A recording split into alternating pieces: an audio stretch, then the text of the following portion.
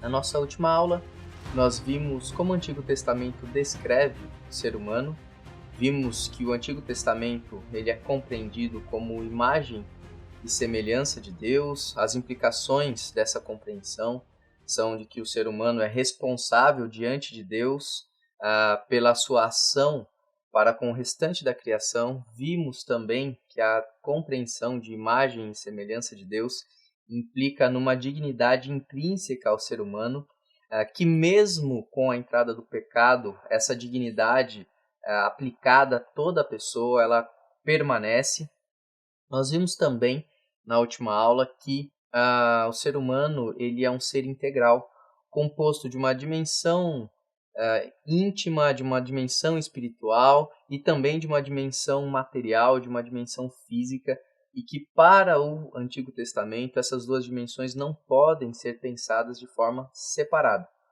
Hoje nós vamos compreender um pouco de um aspecto importante que o Antigo Testamento ressalta da nossa natureza, que é a nossa fragilidade. As Escrituras são muito claras, são muito sinceras em nos mostrar quem nós somos. As Escrituras não nos enganam quanto à nossa dimensão de seres que somos frágeis. Isso nós podemos ver no próprio texto que já vimos do Gênesis 2, quando Deus cria o homem a partir do barro. Então essa dimensão material, frágil nossa é vista no texto de Gênesis 2, e nós podemos ver o reflexo disso em diversos outros textos do Antigo Testamento, mostrando essa dimensão de fragilidade. Nós podemos ver, por exemplo, no Salmo 90, que nos diz: os dias da nossa vida sobem a 70 anos, ou havendo vigor a 80.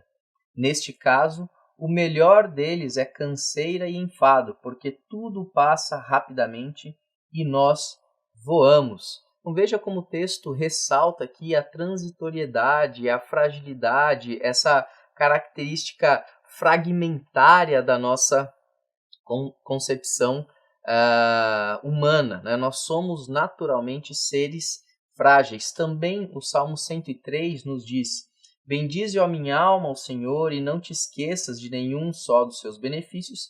Ele é quem perdoa todas as suas iniquidades, sara todas as tuas enfermidades, quem da cova redime a tua vida e te coroa de graça e misericórdia, quem farta de bens a tua velhice, de sorte que a tua mocidade se renova como a da águia.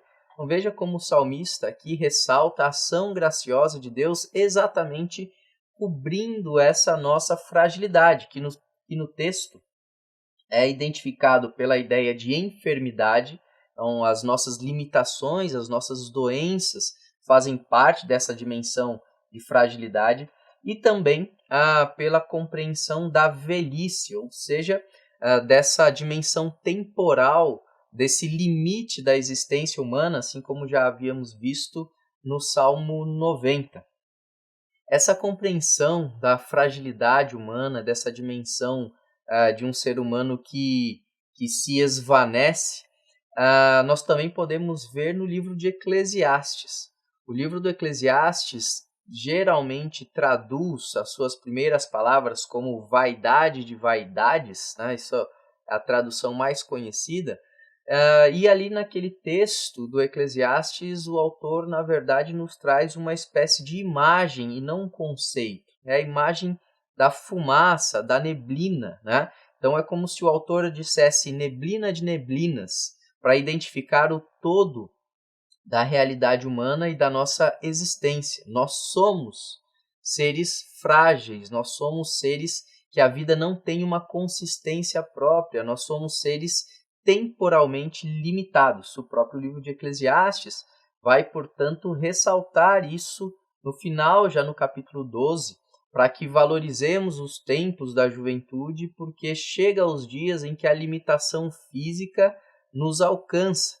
São os processos naturais do envelhecimento, processos esses que nós vamos enxergando não apenas nas Escrituras, mas na nossa própria existência, quando começam a aparecer as dificuldades de locomoção, as dores nas costas, quando para alguns o esquecimento se torna mais constante, presente, todos esses são sinais dessa nossa dimensão frágil, dessa nossa dimensão passageira.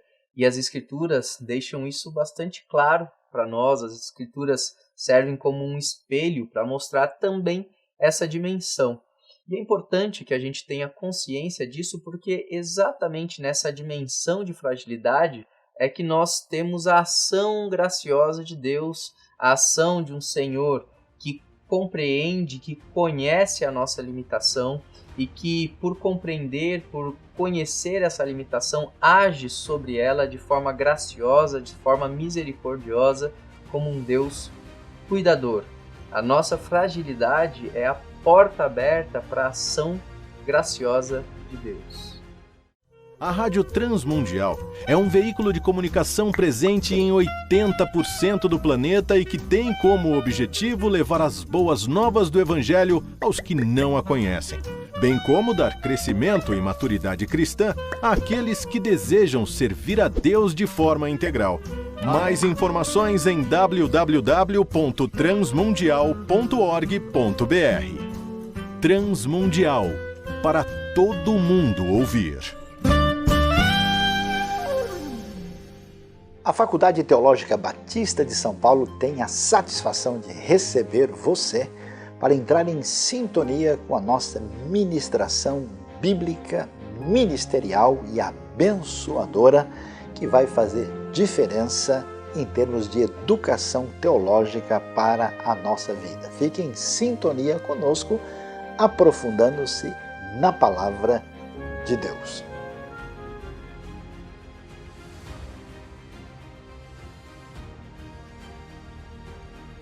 Vimos no nosso último encontro que o ser humano tem essa sua dimensão de fragilidade.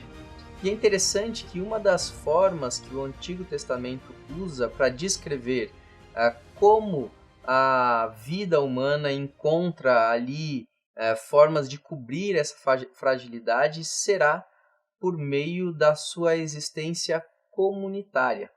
Para o Antigo Testamento não existe uma compreensão tão individualista como nós temos hoje sobre a nossa existência humana. No Antigo Testamento, o ser humano ele é, por natureza, um ser comunitário, um ser social, um ser que existe para a coletividade.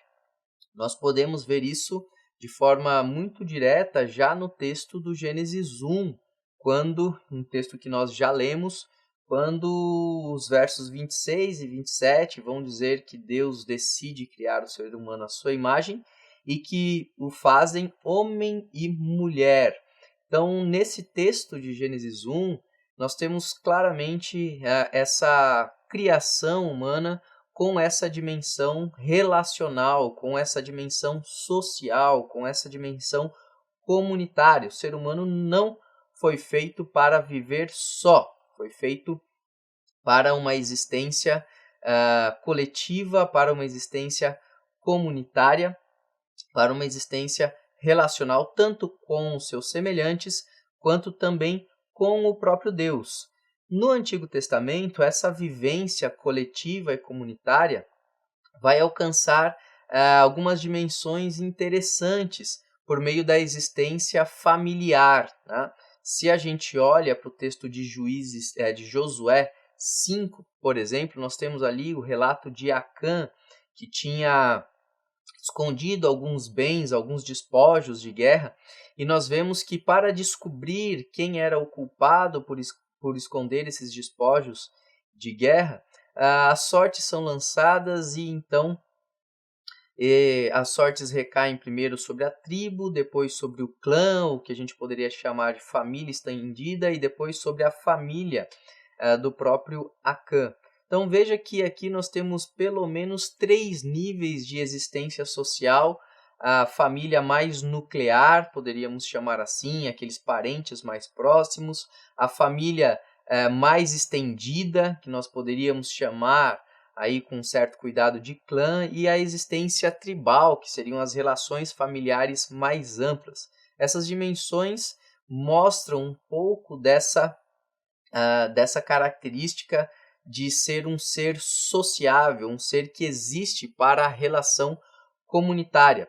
Aqui nós usamos esse exemplo da existência familiar, mas outros tipos de organização, outros tipos de agrupamento social, o Antigo Testamento também nos coloca, como por exemplo a existência, uma existência a partir de uma estrutura monárquica, depois com o fim das monarquias, um retorno para uma existência comunitária no exílio babilônico. Todas essas dimensões sociais são importantes para a nossa compreensão do ser humano. Para que não haja um exagero, ainda que essa seja uma ênfase da compreensão do Antigo Testamento em relação ao ser humano, alguns profetas vão equilibrar essa visão numa certa tensão bíblica, como temos já ressaltado em alguns momentos, com a compreensão da responsabilidade individual. Textos como, por exemplo, Jeremias 31, versos 29 e 30, que dizem: naqueles dias já não dirão, os pais comeram uvas verdes e os dentes dos filhos é que se embotaram. Cada um, porém, será morto pela sua iniquidade. De todo homem que comer uvas verdes, os dentes se embotarão. Então, nesse texto, nós vemos uma citação de um provérbio popular responsabilizando cada um dos indivíduos pelos seus atos. A tensão saudável das Escrituras, portanto, ressalta o ser humano tanto na sua dimensão coletiva, comunitária, relacional, quanto também da sua responsabilidade individual. Nascemos como seres responsáveis diante de Deus e nascemos para a vida comunitária e coletiva.